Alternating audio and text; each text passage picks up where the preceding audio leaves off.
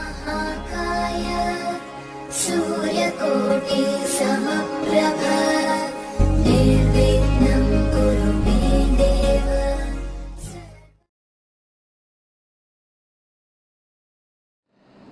मेरे बहुत ही प्रिय और बेहद सम्मानित साथियों, हृदय की गहराइयों से अभिनंदन, बहुत बहुत हार्दिक स्वागत। साथियों, मंगल पर हमारी पूरी एक विशद श्रृंखला जारी है और उसी दरमियान कई जिज्ञासु जातकों के हमारे पास में कमेंट आए YouTube के माध्यम से और भी सोशल मीडिया प्लेटफॉर्म्स के माध्यम से कि आखिर मंगली क्या होता है, चंद्र मंगली क्या होता है या शुक्र मंगली क्या होता है, इनमें क्या फर्क है और इनका कितना महत्व है। साथियों, जैसा कि नियमित दर्शक हमारे जानते हैं कि हमारा ये जो कार्यक्रम है ये कोई ज्योतिष के प्रकांड पंडितों के लिए नहीं है। ये एक लेमैन के लिए, एक सामान्य व्यक्ति के लिए है जिसको कि ज्योतिष की कोई जानकारी नहीं है। तो आज इस एपिसोड के माध्यम से हम बहुत ही साधारण शब्दों में, बहुत ही सामान्य शब्दों में आपको समझाने का प्रयास करेंगे कि मंगली, चंद्र मंगली या शुक्र मंगली होता क्या है और क्यों कुंडली मिलान करते समय इसका विशेष ध्यान रखा जाना चाहिए ताकि जो आने वाला दाम्पत्य जीवन है उसको सुखद बनाया जा सके। साथियों, इस पर हम चर्चा करें इससे पहले एक बेहद ज़रूरी सूचना कि हम हमारे प्रत्येक एपिसोड के अंत में किसी न किसी जातक के प्रश्न का उत्तर देते हैं और ये प्रश्न हमें प्राप्त होते हैं आप लोगों के ही द्वारा YouTube कमेंट के माध्यम से। अपना कमेंट लिखने से पहले आप #आचार्य चंद्रकांत इस शब्द का प्रयोग अनिवार्य तौर पर करें और साथ ही बेहद आसान सा प्रश्न जो इसी एपिसोड से संबंधित होगा, इसी एपिसोड के अंत में आपसे पूछा जाएगा, जो कि आपके ज्योतिष ज्ञान को वर्धित करने वाला, बढ़ाने वाला होगा, उसका सही उत्तर भी साथ में लिख करके जरूर भेजें।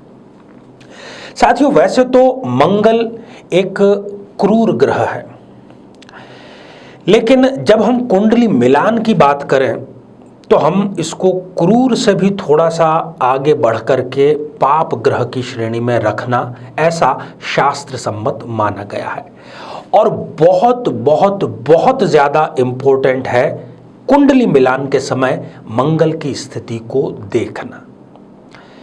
तो क्या क्या इसका प्रभाव होता है और ये चंद्र मंगली से, शुक्र मंगली से किस प्रकार भिन्न है, आइए जन्म पत्रिका के माध्यम से बड़ी आसानी से इसको समझने का प्रयास करें। साथियों, ये आप स्क्रीन पर एक खाली जन्म पत्रिका देख पा रहे हैं। सबसे पहले बात शुरू करते हैं मंगल से। अब आपके किसी भी खाने में कोई भी संख्या लिखी हुई हो सकती है।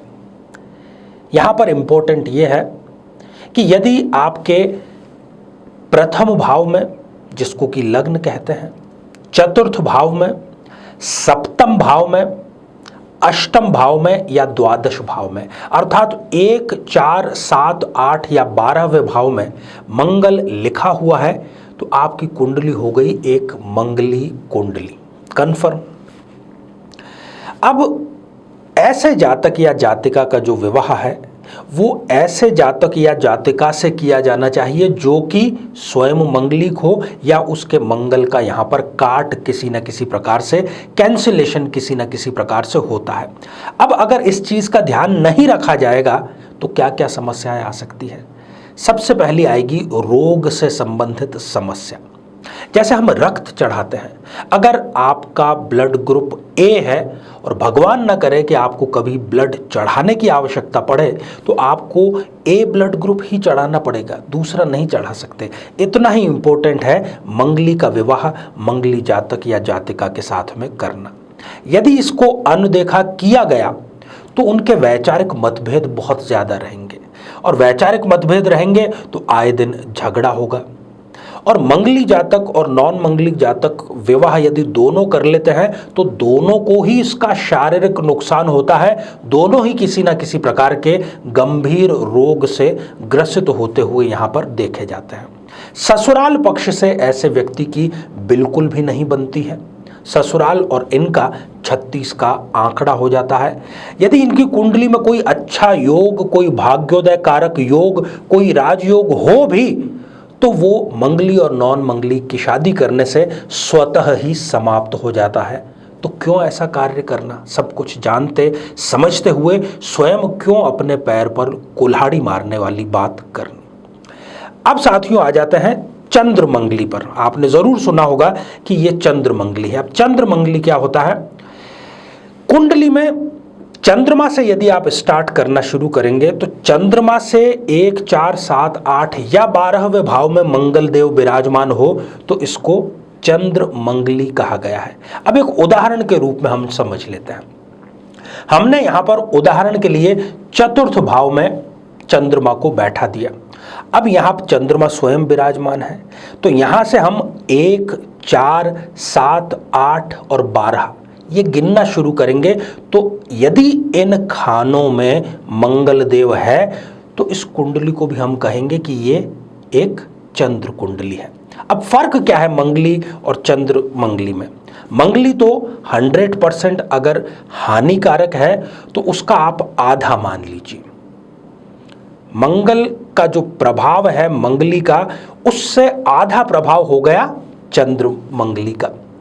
अब यदि चंद्र मंगली स्थिति को नकार दिया जाता है, एक चंद्र मंगली व्यक्ति का दूसरे नॉन मंगलिक व्यक्ति से विवाह यदि कर दिया जाता है, चूंकि चंद्रमा मानसिक संतुलन का कारक है तो उन दोनों का जो मानसिक संतुलन है उनकी वेवलेंथ एक दूसरे से बिल्कुल भी नहीं मिलेगी। बहुत छोटी छोटी और बहुत बचकानी बातों पर वो आने वाले वक्त में झगड़ सकते हैं। संपत्ति को लेकर के उनका विवाद हो सकता है और सही समय पर सही निर्णय। देखिए दाम्पत्य में बहुत जरूरी है, रोजाना ऐसे मौके आएंगे कि आप सही निर्णय लें, परंतु यहां पर सारा मानसिक संतुलन यदि गड़बड़ा गया तो वो विवेक का इस्तेमाल नहीं करते और सही समय पर गलत कदम उठाते हैं, गलत समय पर सही कदम उठाते हैं तो दोनों का ही परिणाम उल्टा होता है। अब तीसरी स्थिति शुक्र मंगली की। पहले मैंने कहा मंगली वो 100% यदि हानिकारक है तो उसका आधा चंद्र मंगलिक में था। अब शुक्र मंगलिक में आप उसका 1/4 अर्थात चौथाई असर होता है। परंतु चौथाई भी क्यों हम असर होने दें? कुंडली मिलाकर के ही विवाह करें, यही श्रेष्ठ होगा। इसको भी एक उदाहरण के माध्यम से समझ लिया जाए। यहां पर हमने चतुर्थ भाव में शुक्र को बैठा दिया।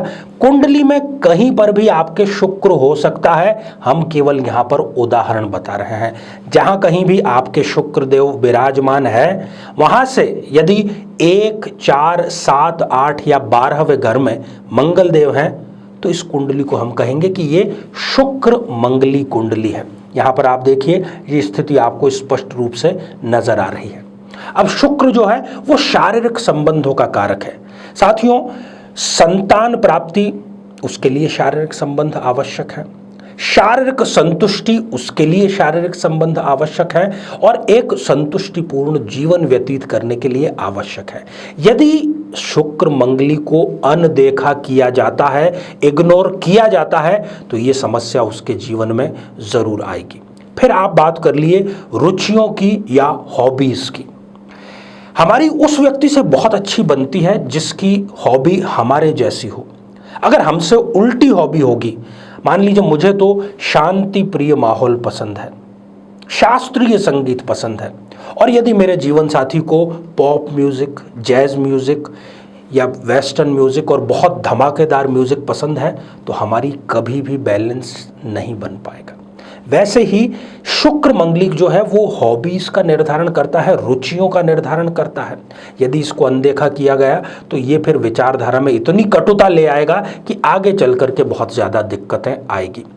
फिर शादी के बाद में जितने भी ऐश्वर्यकारी चीजें हैं, बड़ा मकान, बड़ी गाड़ी, विदेश यात्राएं, वो सारी शुक्र की देन है। यदि इसका बैलेंस नहीं देखा गया ठीक से तो ये सारी चीजें आगे जाकर के कन्वर्ट हो जाएगी बहुत बड़े शून्य में।